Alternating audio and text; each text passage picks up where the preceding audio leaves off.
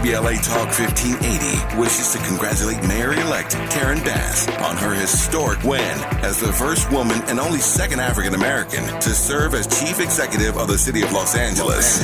Congratulations, Mayor-elect Bass, and welcome back to Unapologetically Progressive KBLA Talk 1580. Well, thank you. Thank you so much for having me on the show, and this is my very first interview, and I am proud that it's here. We are proud to have you here. What do you want to say to the listeners of KBLA Talk 1580? I want to say thank you from just, I'm just full of the love that I felt every place I went in the community, and I just want the listeners to know that I promise you I won't disappoint you. I will be accessible. I will never forget where I'm from, and understand that is my primary motivation. Congratulations, Mayor-elect Karen Bass, holding all leaders accountable to you. No matter who you voted for, no matter who you are or where you live, I will be a mayor for you. We're KBLA Talk 1580. Talk 1580. Talk 1580. And we don't black down. We've got a lot to talk about.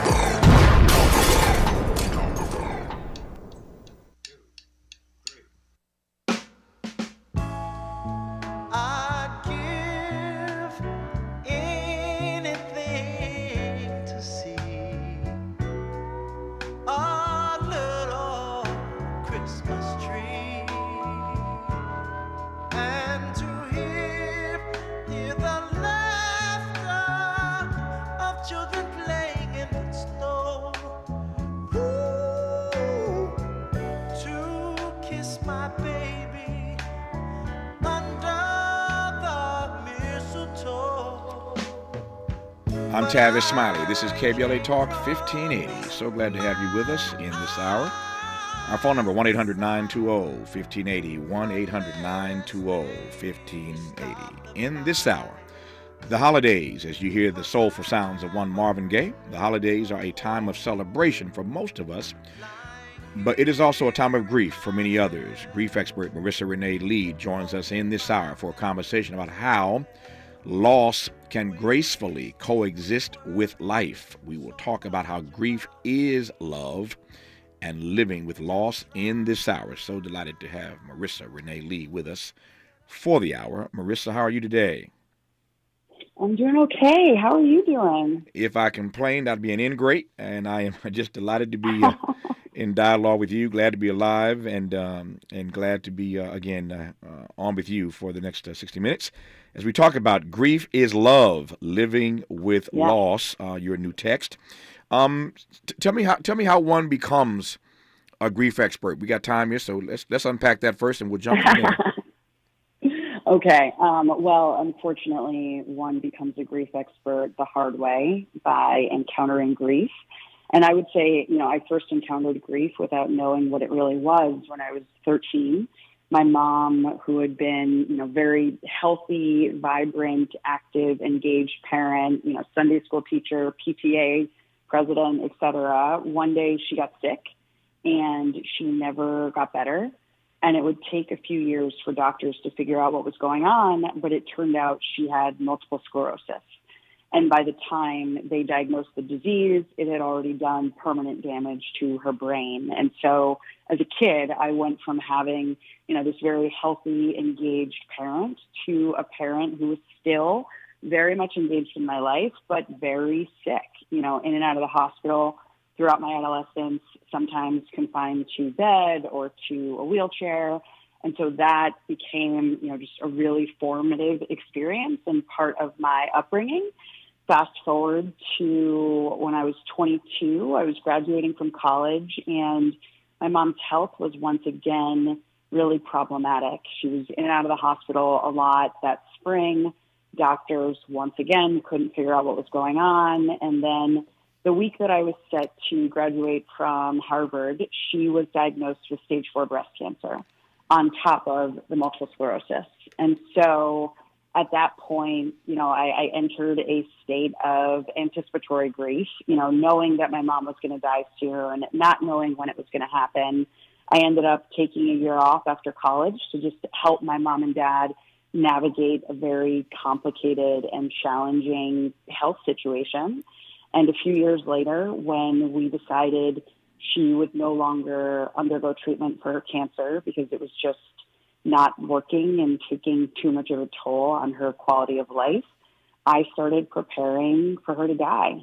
I was 24 years old, and I was doing all sorts of research on, end of life care and grief and death and helping to plan her funeral and just all of these things, trying to be my type A super organized self around all of it, because I believed that if I prepared to lose my mom, that was going to make her death easier to handle. And then it happened. And as I'm sure you know, I was wrong. Yeah. And I was completely leveled by the experience. I had just turned 25. She had just turned 49. And she died after a brief conversation that we had where, we shared a joke, and then she collapsed, and I caught her, and a few hours later she was gone. And I didn't know what to do with all of that pain. And I gave myself a really hard time and was very judgmental for my response for months following her death. I felt like I'd prepared, I had a fair amount of closure with my relationship with her. I was kind of like, you should get over it and move on and just be okay. But I didn't realize that there is no getting over it. When you lose someone you love, when we lose one of our people, someone who is foundational to who you are, whether it's a parent or a spouse or a best friend or, heaven forbid, a child, you don't get over it. You instead have to learn how to live with it. And so about 6 months after she died, I decided I was going to learn how to live with it. And that's what I committed to doing. And I knew I wanted to write a book about my experiences, but it wasn't until 2019 that process started and was spurred by a pregnancy loss. My husband and I had been trying for years, and we finally had our chance. And when it didn't work out, all I wanted was my mom, who had been dead for over a decade. And so I started writing about these experiences I was having with grief and loss, and all of that led to Grief is Love, which came out in April. And here you are on our program in December, in the holiday season, and we specifically wanted to have you on during this time of the year because there's so many people, as I said earlier, who are celebrating, most of us, in fact, but there are a great number of us, rather, who are trying to navigate grief. I was in conversation the other day with somebody in advance of this conversation with Marissa Renee Lee, and talking about the fact that they lost their loved one on Christmas Day. My mind went to Iyanla Van Zant. Oh, Lord. Yeah, Iyanla Van Zant, who I know really well. Iyanla and I share the same birthday. She's a little bit older, but we have the same birthday on September 13th. And I remember well some years ago when Iyanla called me, and you all know, of course, Iyanla Van Zant called me on Christmas Day. Her daughter died in her arms of cancer on Christmas Day. And I can't imagine what it's like trying to navigate holidays when you lose loved ones in the holiday season, much less on the holiday itself. Last week, literally a week ago today, I eulogized a 92-year-old woman in Northern California, a dear friend, grandmother of sorts, and eulogized her just a week ago today. And I'm thinking about the fact that Marissa Renee Lee uses this phrase, anticipatory grief. Even when you know it's coming, yeah. It doesn't make a bit of difference at all. The minute that it happens, it changes everything. So I want to give her a chance to unpack this notion of anticipatory grief when we come forward. She's right about the fact you never close on the death of a loved one like you close on a house. And one of the things about her book, Grief is Love, Living with Loss, which you'll unpack here in just a second, she tells you in her book to just nix these stages of grief. We often hear about these stages of grief. She says nix that. Grief is forever. But it is that title that got my attention. Grief is love. Grief is love. Living with loss. We're going to unpack that and a great deal more with grief expert Marissa Renee Lee when we come forward on KBLA Talk 1580. We've got a lot to talk about. Good thing we've got 3 hours. More of Tavis Smiley when we come forward. I'm getting vaccinated with Prevnar 20. So am I, because I'm at risk for pneumococcal pneumonia. I'm asking about Prevnar 20 because there's a chance pneumococcal pneumonia could put me in the hospital. Age 65 or older, you may be at increased risk for pneumococcal pneumonia. Ask your doctor or pharmacist about getting vaccinated with Prevnar 20, pneumococcal 20-valent conjugate vaccine, a Pfizer vaccine that can help protect against pneumococcal pneumonia in just one dose. Prevnar 20 is approved for adults to help prevent infections from 20 strains of the bacteria that cause pneumococcal pneumonia. Continued approval may depend on a supportive study. Don't get Prevnar 20 if you've had a severe allergic reaction to the vaccine or its ingredients. Adults with weakened immune systems may have a lower response to the vaccine. The most commonly reported side effect was pain at the injection site. For additional common side effects and full prescribing information, please call 1-855-213-2138 or visit Prevnar20.com. I want to be able to keep my plans. So I'm asking my doctor about getting vaccinated with Prevnar 20. Smooth skin begins with hydrating ingredients. Olay Hyaluronic Body Lotion nourishes your skin with all-day hydration for deeply moisturized results that give you confidence like buttery soft shoulders like and visibly smooth skin like. Quench your skin with nourishing moisture from Olay Hyaluronic Body Lotion. Try Olay Hyaluronic Body Wash too and get skin your face will envy. With one of the best savings rates in America, banking with Capital One is the easiest decision in the history of decisions. Even easier than choosing Slash to be in your band. Next up for lead guitar. You're in. Cool. Yep, even easier than that. And with no fees or minimums on checking and savings accounts, is it even a decision? That's banking reimagined. What's in your wallet? Terms apply. See CapitalOne.com/bank for details. Capital One and a member FDIC. Is your job recession-proof? Now might be the perfect time to switch careers and become an IT professional with My Computer Career. IT is listed as one of the top recession-proof professions. You could have your dream job in just months, not years. No experience needed. Take classes online or on campus, and financial aid is available to those who qualify, including the GI Bill. Go to mycomputercareer.edu and take the free career evaluation. It's not rocket science. It's mycomputercareer.edu. The Institute for Diversity Certification is all about the 3 Ds: dedication, determination, and discipline. Learn more about our globally recognized diversity certification program today by calling 1-800-983-6192. Again, 1-800-983-6192, or visit diversitycertification.org.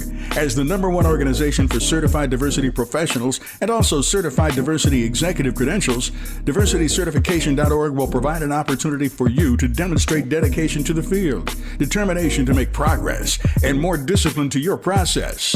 Go today and learn more about the diversity certification system. Call 1-800-983-6192. Again, 1-800-983-6192. Or go to diversitycertification.org. That's diversitycertification.org. The standard of excellence, equity, diversity, and inclusion. If you're a Los Angeles Department of Water and Power residential customer, listen to this. LADWP now offers convenient monthly billing through the new Level Pay program. Level Pay helps you budget for your utility bill with a predictable monthly amount that can also include past due balances. You'll know exactly how much you need to pay each month. Don't wait. Sign up today for Level Pay by calling 1-800-DIAL-DWP. That's 1-800-DIAL-DWP. Smooth.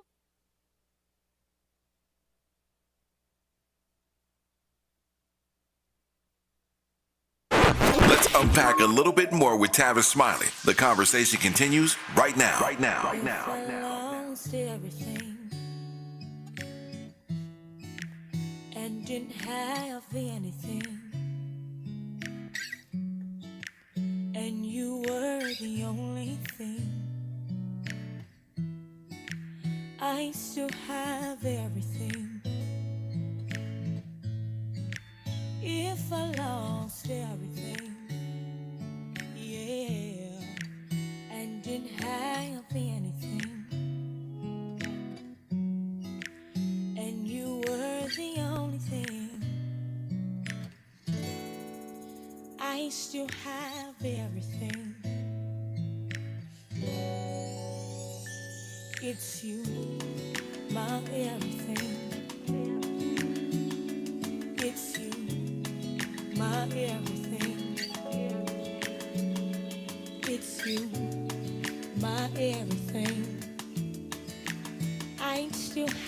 be everything. Yeah. I'm Tavis Smiley. This is KBLA Talk 1580. Our phone number 1-800-920-1580, 1-800-920-1580. We are talking this hour with grief expert Marissa Renee Lee. Her new book is called Grief is Love, Living with Loss. Grief is Love, Living with Loss. In the book, Marissa Renee Lee gives us 5 key insights about how to live with grief. And we're going to walk through all 5 of those in just a moment. I said a few moments ago that one of the pieces of advice she gives us is to nix the stages of grief. That grief is forever. And I couldn't agree more. We never close on the death of a loved one like we close on a house, as I said moments ago. But this phrase that Marissa Renee Lee used a moment ago, anticipatory grief, is something I want to give her a chance to unpack because, as I said a moment ago, I spoke at a funeral for a 92-year-old last week. And even when you know it's coming, and you have to be, on the one hand, grateful for the fact that this person in your life was blessed, allowed to live for 92 years. We were promised 70, and they lived to 92, and yet we still find ourselves so saddened when these persons take leave of us, even when we know it's coming. So talk to me, Marissa Renee Lee, about what you've learned over the years as a grief expert about what you call anticipatory grief. Absolutely. So I think you said your birthday was September 13th. That is correct. That is the day that we lost my grandfather this year. And he was 101. Like, I'm very lucky at almost 40 to even have had a grandparent who was living until a couple months ago. But we spent probably about like 6 weeks or so before he died, knowing that, it could come on any day at any moment. And just kind of that feeling of anxiety and that heaviness that hangs over you when you know you're going to lose someone, but it hasn't happened yet. It's a really difficult space for people to live in. And I think it's something that we don't talk about enough. Companies barely give you bereavement leave when you lose someone you love. No one is offering you, a day off or trying to take some of your work off of your plate or something like that when you're in that waiting space. And so I think it's really important for us to talk about it, and I'm glad you asked about it, and just normalize that as another grief experience that is very hard. If someone listening right now is living through an anticipatory grief time, with the holidays coming, you want to be happy, you want to be cheerful, you want to be joyful, but you also know that you're getting ready to lose someone you love. That's a really tricky place to exist in. And so I hope, listeners will extend some grace to themselves because it is a really hard time, even though the person isn't gone yet. Yeah. I'm anxious to get to these 5 key insights. Speaking of grace, and you know why I say that, because it's on your list. And we'll unpack that in a second here. But let me again, I want to follow you through this hour, as I always do with all of our guests. I want to just listen and be generous and charitable in my listening and just kind of hear your heart and follow your heart. And one of the things that I want to come back to, 2 things, in fact. Death is never easy for any of us to process. And so this grief process ain't easy to navigate for any of us. But it seems to me that what you said earlier has to be the ultimate in grieving. And I don't want to compare losses, but I cannot imagine, because this is not the order of things. When a parent loses a child, it's just out of order. And you had a pregnancy loss that you were transparent and open about, referencing a few moments ago. And I wonder if you might say a word about that before we get into these key insights in the text. How one navigates the loss of a child. I suspect there are others listening right now who could write a dissertation, teach a seminar, a series on how one navigates that particular journey. But since I'm talking to you in this hour, Marissa Renee Lee, talk to me about losing a baby. So I honestly think losing a child has to be the hardest thing. And like you said, I don't like to get into comparing losses. It is all hard. It is all challenging and overwhelming in its own way. But as someone who is now a parent, like I truly can't imagine anything worse than that. And for us, I try to be clear, like it was a pregnancy and not a child. And I do think those are very different things. But in our case, the pregnancy loss was very challenging because it was rooted in the hope and the love that we had, for ourselves, for each other, for this family that we were trying to create. At the end of the day, I know that what we lost was an early pregnancy. It wasn't anything that could have survived on its own, certainly, but it caused me to sort of redefine grief and think about grief more broadly than just being about death. Like grief fundamentally shows up whenever a future that you have counted on no longer comes to pass. So whether that is, in our case, it was the loss of this pregnancy. Like we had very specific plans for ourselves as parents and, when we wanted to have kids and how many kids we wanted to have and, all these different things. And it fell apart very quickly. Or a divorce or, maybe a dramatic loss of a job. Like if you have a serious illness, like all of these things bring up feelings of grief. And the way I define grief in the book as it is the repeated experience of learning to live in the midst of a significant loss. So whether, your marriage ended or you lost a loved one or you lost your good health, like whatever it is, you don't forget about like the prior state of things or the things that you expected to happen or the way that you thought things were going to be. And so the way that you live with loss is by regularly making accommodations for that absence, whatever it is. So in my case, with my mom, that looks like me finding ways to both live into the values that she raised me on, kindness, generosity, respect, love, etc., and also finding ways to keep her alive for the people who never got to meet her, like my husband and my son. And so I think for all of us, if we can kind of personalize our experiences with grief and determine what sorts of accommodations we need to be okay with the losses that we've experienced, I think that's how you live with it. Yeah. I'm glad you went there because I was going to put a finer point on this, and I don't have to now because you already have. I started this conversation asking you, how one becomes a grief expert, and you told the story that we were all just listening to so intently about losing your mother. And so we started out talking about grief as death, but grief comes in so many different forms. It's not just the loss of a loved one. And so I'm glad you clarified that because that will make more sense and be more relevant as we move through this hour talking about these key insights in the book. I wanted to ask you, and I've thought about it differently. I was going to ask you a moment ago because, as I've said already, I love this title so much, that grief is love. Grief is love, living with loss. I thought to ask Marissa Renee Lee, as I often do early in these conversations, to unpack the title of the book. But I'm not going to do that because when I get to the fifth of these key insights, you'll understand why she titled the book Grief is Love. So sit tight with me. We'll work through this list of 5 things that I want to get out, and you'll understand on the backside why the book is titled Grief is Love, Living with Loss.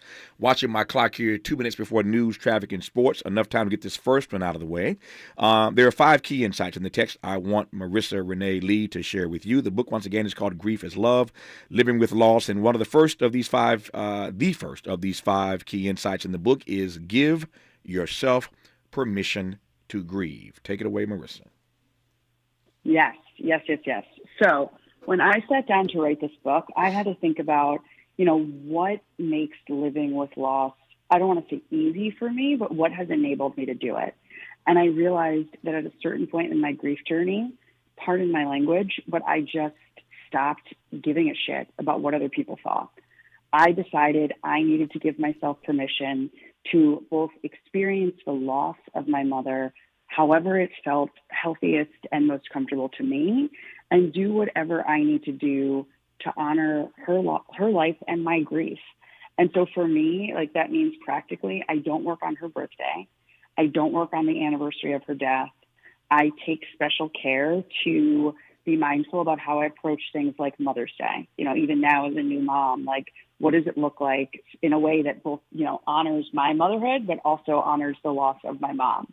I'm honest with people when they ask me how I'm doing and I'm having a hard time because something triggered me with regard to the loss of my mom. Like, I needed to establish within myself permission to grieve however I needed to, whenever I need to, however it comes up, forever. Yeah. Because as far as I can tell, almost 15 years out from the death of my mom, it doesn't go away. And I will add, I say, I think and I describe what I've done a lot in the book, but everything in that book, every piece of guidance, all of these insights that we're talking about today are grounded in the leading research around grief and loss. I partnered with a bereavement expert and researcher at Harvard University to ensure that the advice that I'm sharing isn't just about me.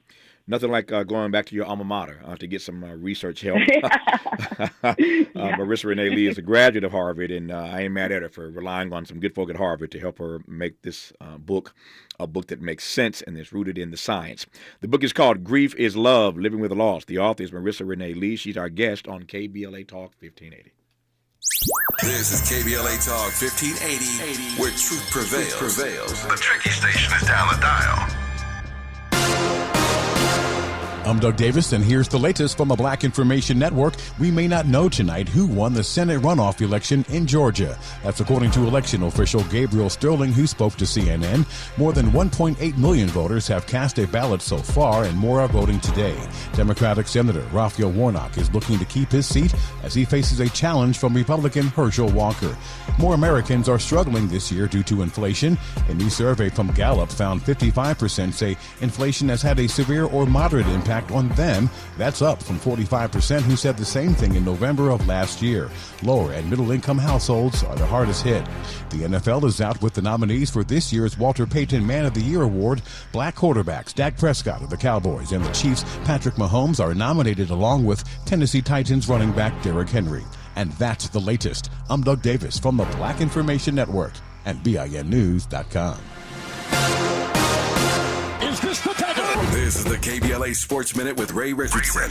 Kawhi Leonard knocked down a jumper with 1.4 seconds left in the game to give the Clippers a 2-point win at Charlotte. The five-time All-Star appeared in his first game since November 21st. Leonard finished with 16 points. The Lakers go for their fourth straight win tonight at Cleveland. USC's Khalid Williams is one of four quarterbacks named a finalist for this year's Heisman Trophy Award. The other three, Ohio State's C.J. Stroud, Georgia's Stetson Bennett, and Max Duggan of Texas Christian. Rams quarterback Matthew Stafford is done for the season. In addition to his concussion symptoms, he was diagnosed with a spinal bruise. The Rams are 3-9 and headed for a last-place finish in the NFC West. No debates, no speculation, just the info you need. That's your KBLA Sports Minute. I'm Ray Richardson. This sports report was brought to you by MVP Accident Attorneys. When it comes to your settlement, we're slam dunk. Call 833-MVP-WINS or check their website at themvp.com for a free case review. When you're the victim of a car accident, hiring the right law firm can be the difference between a rewarding settlement and striking out. Call the pros at MVP Accident Attorneys at 833-MVP-WINS for your free consultation. Call on me, your MVP.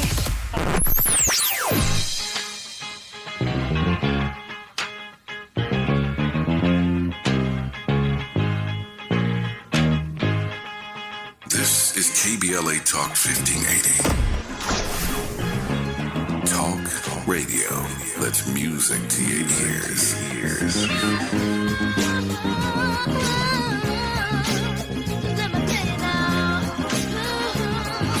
We're unapologetically progressive. KBLA Talk 1580.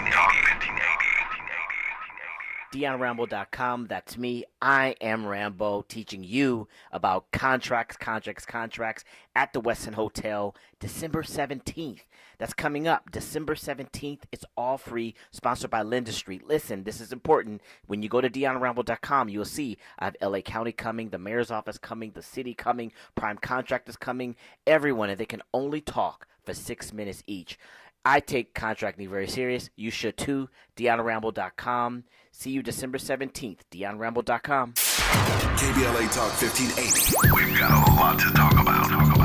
Hi, Maisha Cairo here, KBLA, live at Chase Bank on Crenshaw and Vernon for the In This Together tour with female business owners, a day of empowerment, community panels, and best of all, tips on building business from marketing to capital. I was able to speak with Kate Luzio, former banking executive and now owner of Luminary, who partnered with Chase for this tour. She makes it her business to build community for business owners. Yeah, so I was a banker for 20 years before I decided to become an entrepreneur. 7 of those years were actually at JP Morgan Chase. One of the biggest things that I had going into my entrepreneurial journey was a big background in banking. So what advice are you giving business owners looking for financial backing today? So Chase brings in so much knowledge and the opportunity to understand what financial tools are out there for business owners to build, grow, and scale their business. A lot of business owners will say, well, I need to get a loan immediately. Well, you wouldn't just lend money to your friend if you didn't know why they needed it. I tell every business owner, you need a business plan, you need financial projections, you need a banker. Because you have to start building a relationship with a banker so that they get comfortable with how you're going to build that business and so that they can eventually support you in different ways. Makes sense. So visit the Chase Community Center on Crenshaw and Vernon. Meet a banker today. Tell them about your business. I'm Maisha Cairo in the community for KBLA with JP Morgan Chase. Broadcasting live from Leimert Park, USA. Welcome back to your home for unapologetically progressive radio, KBLA Talk 1580. I'm Tavis Smiley. She's Marissa Renee Lee. You are with us in conversation about her new book. It's called Grief is Love, Living with Loss. We are in the midst of these 5 key insights from the text. The first is give yourself permission to grieve. Moving down the list. Number 2, as I mentioned earlier, nix the stages of grief. Grief is forever. We are all familiar, Marissa Renee Lee, with these notions of stages of grief. It's been written about. It's been talked about. I've interviewed people about it. And here you come now saying just nix all of that. Grief is forever. Tell me more. Yes. So again, everything in this book is rooted in research. And the crazy thing about the 5 stages of grief is that they weren't developed for you, Tavis, or for me, Marissa, people who have been left behind after we've lost loved ones. These stages of grief were originally developed for people who were dying themselves. So this research and this work was all about terminally ill patients who Dr. Elizabeth Kubler-Ross was working with, and she was noting the different stages that they were going through, emotional mindsets as they prepared to die themselves, which is just very different. So it's not, it is a misapplied framework. And I also think it causes people more pain because when you hear stages, you tend to think about things like, the developmental stages that small children go through or the 12 steps for, Alcoholics Anonymous and things like that, where there is a sequential order to things.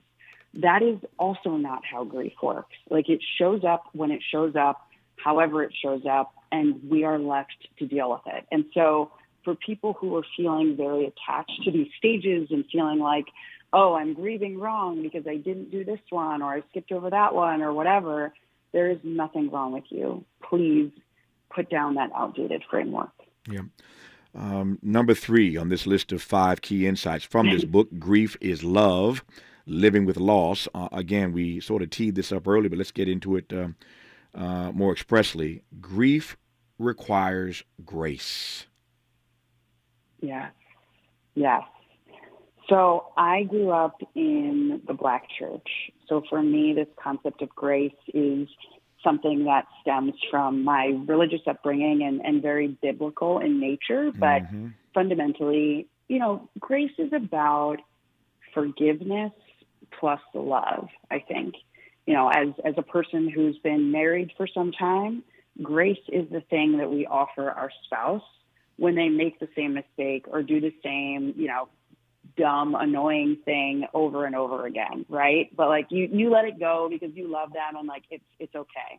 And so grace in the context of grief, the way that I think about it is, first of all, you have to be willing and prepared to extend grace to yourself, because you never know when grief is going to show up and how it's going to completely upend your plans and just change your ability to get your work done, interact with the world, support your family, etc.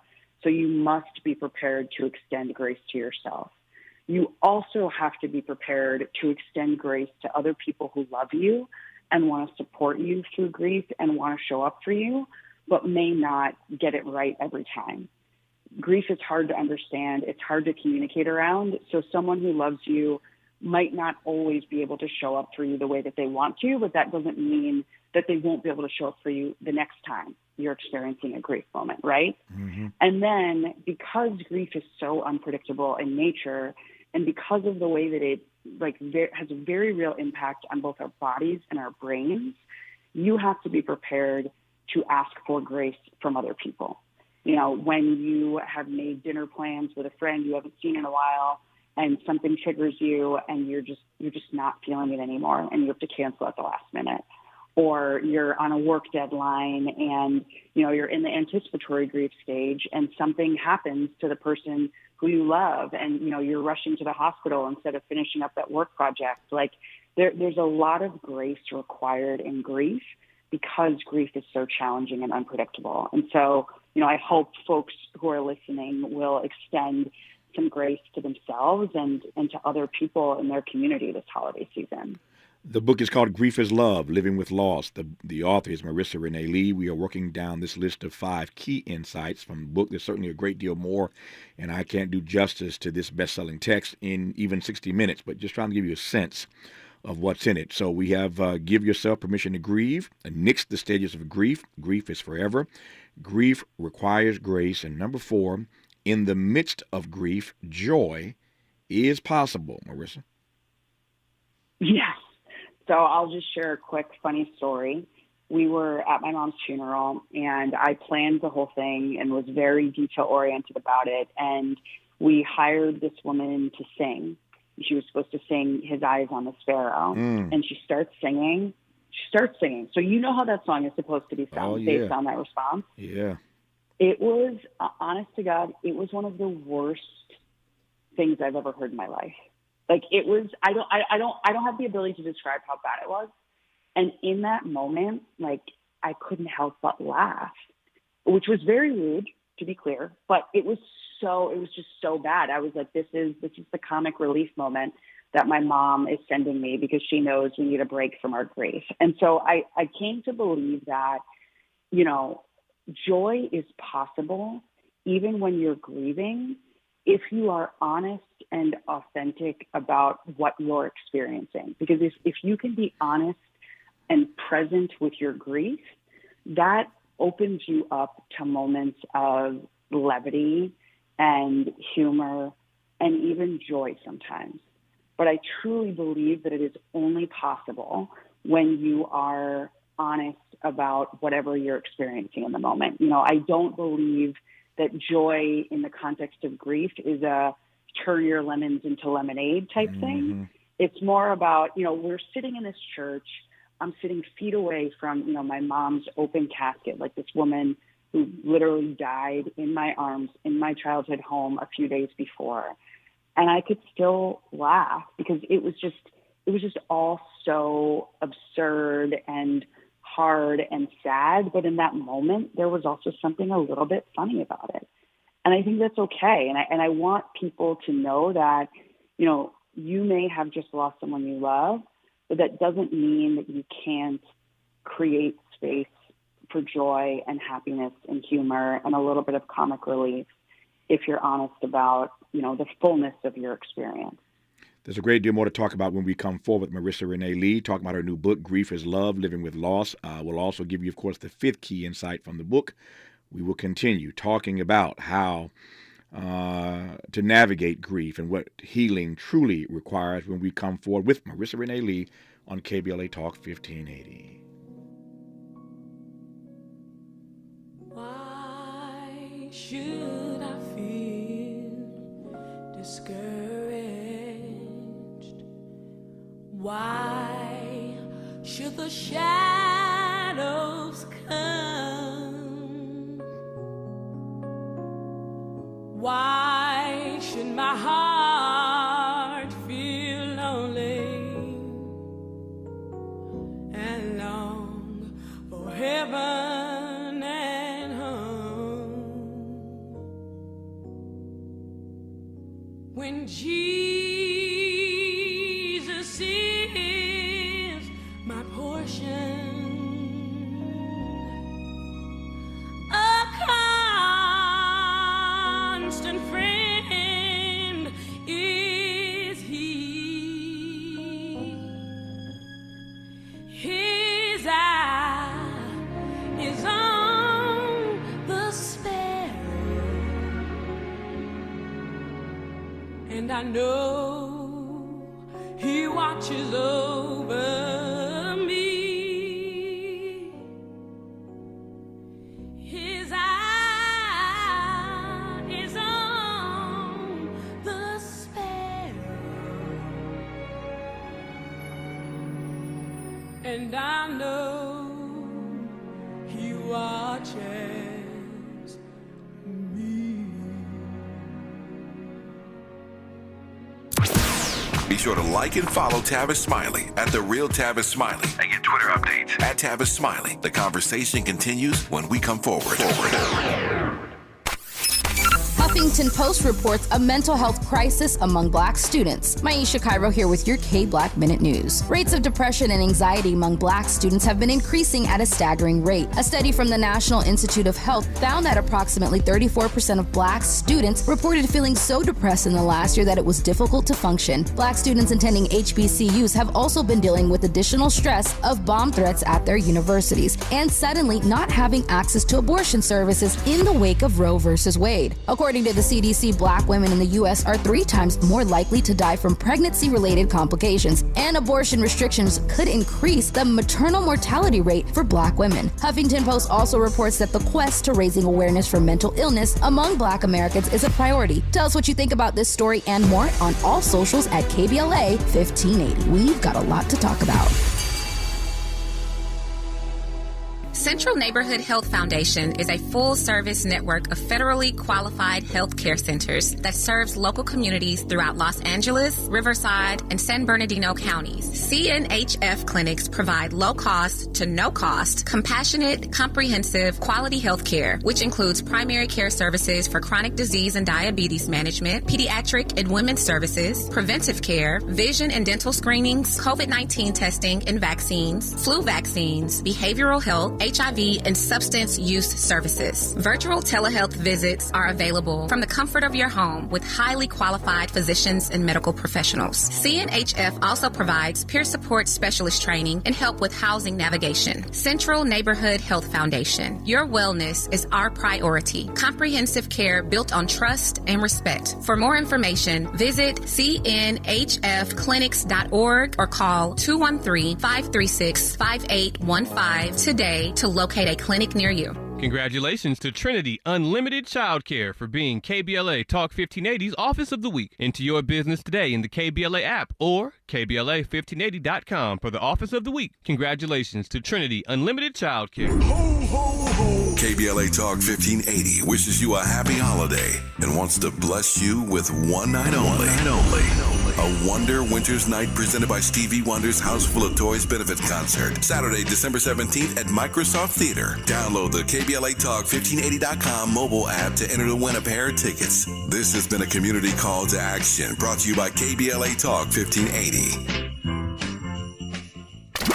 Interrogating your assumptions and expanding your inventory of ideas. Let's get back to Tavis Smiley on KBLA Talk 1580. Marissa Renee Lee, is that what she was trying to do that day? What was that? I said we played the song. Is that what she was trying to do that day at your mother's Oh, service? my God. Oh, my God. As soon as you started playing it, I started laughing. So Thank you for that. And, yes, that's what she was trying to do. That's what I was expecting. But what I got was truly the worst singing I've ever heard in my life. Yeah, well, to your point, sometimes you got to laugh your way through those things. Yeah. In the midst of grief, joy and humor are possible. Yeah. So I take your point. They are, I promise. Yeah. The fifth thing on this list, and there are a few other things I want to cover before I lose you at the top of the hour, but the fifth thing on this list of key insights from the book, Grief is Love, Living with Loss, that I wanted to get out, really does, in fact, answer the question as to why the book is called, so beautifully titled, in fact, Grief is Love. Number 5, the foundation of grief is love, Marissa Renee Lee. Yes. So as I was wrapping up this book, trying to figure out why do I believe that grief is love? What does that really mean for me? And what I realized is you wouldn't have any feelings of grief if you didn't have something or someone that you loved who is no longer here. Mm-hmm. And I realized that love is both feeling and action, right? Like our loved ones in our lives, parents, friends, partners, etc. We have these feelings of love for them, and they have feelings of love for us that are reinforced by actions that they take to show that they love us. The different ways that they care for us, the ways that they treat us and support us and lift us up, right? And so I realized, while I can very much still feel my mother's love, like I know my mom loves me, like today in the present tense, with 100% certainty, but she is no longer here to act on that love. And that is where the pain comes in. And so if you can wrap your mind around that, I think there's a lot of peace and comfort there, because it makes you feel, frankly, like less crazy for having all of these feelings about the loss. Like, of course you have all of these feelings about the loss, because the love is still there. And when we share an unconditional love relationship with someone else in this world, that love leaves a permanent imprint on your brain. And so according to the research, because that love has been registered and is very much still something that your body seeks and understands and experiences, the healthiest way to move through the hardest parts of grief is by finding your own way to continue your relationship with the deceased. Yeah. So in my house, we have pancakes most Sundays because that's what my mom did before we would go to church. No matter how sick she was, we had pancakes on Sundays. So we have pancakes on Sundays here. We decorate the house for Christmas the day after Thanksgiving because that's the way she did it. We find ways to continue to keep her alive and make that love more real and more tangible, even though she's no longer here. I'll tell you a funny story about Grief is Love, and this is the story that came to my mind immediately when I saw your book and saw the title. You worked, of course, in the Obama White House, so this will be a story that you can relate to.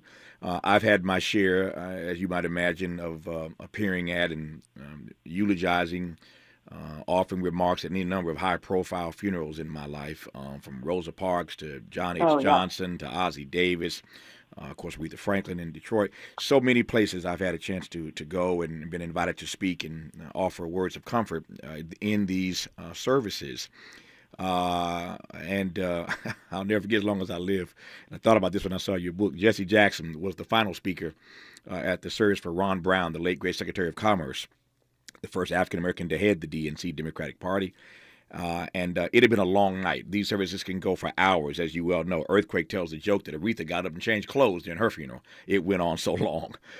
So these services in Black America can go on so long. And Jesse Jackson, as the final speaker at the Ron Brown service, wanted to be clear with everybody. All of y'all have had your say, and I'm going to have my say. I know it's been a long day, but don't try to rush me through this eulogy because I'm the last speaker.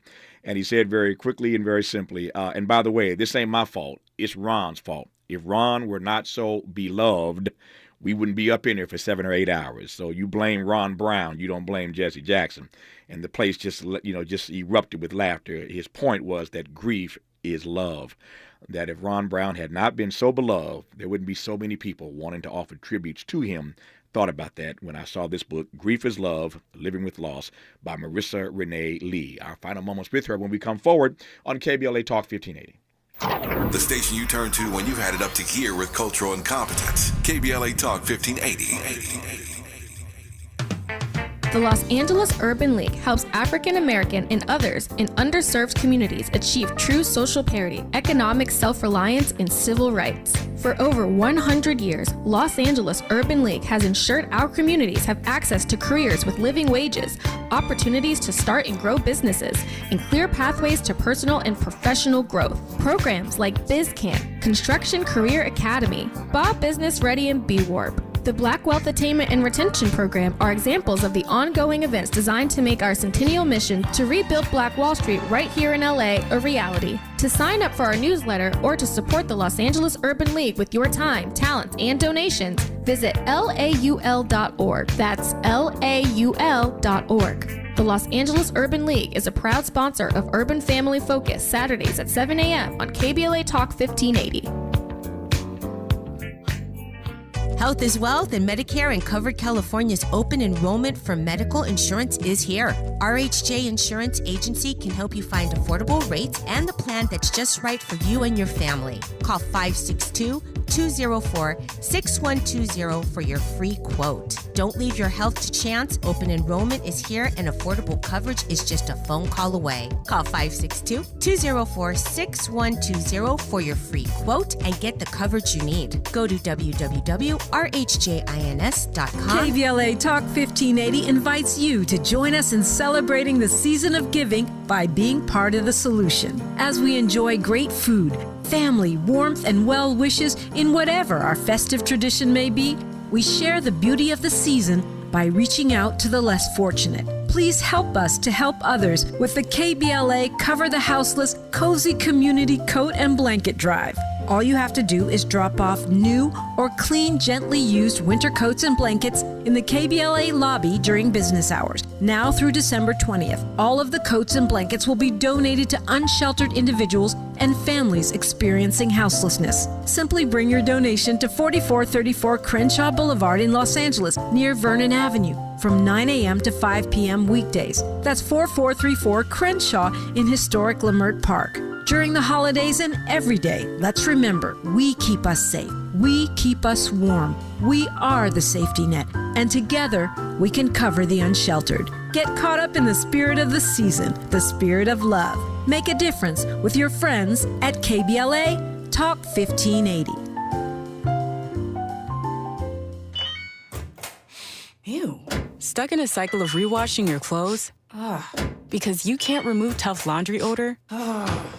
When detergent by itself can't cut it, use new Downy Rinse and Refresh. With a breakthrough odor-removing formula, it removes odors in one wash, better than the leading value detergent in 3 washes, keeping all your laundry fresh. Now you can break the cycle of rewashing with Downy Rinse and Refresh. Let's unpack a little bit more with Tavis Smiley. The conversation continues right now. Got about 3 minutes left, just a tight 3, but enough for 2 quick questions here. Given the story I just told about Ron Brown, as you well know, Marissa Renee Lee, black folk we do grieving different, we do funerals different. We just got our own vibe when it comes to grieving in this particular way. And what I love about your book is that you offer unique insights for women and African American people in particular, because we do grieve differently, do we not? We do.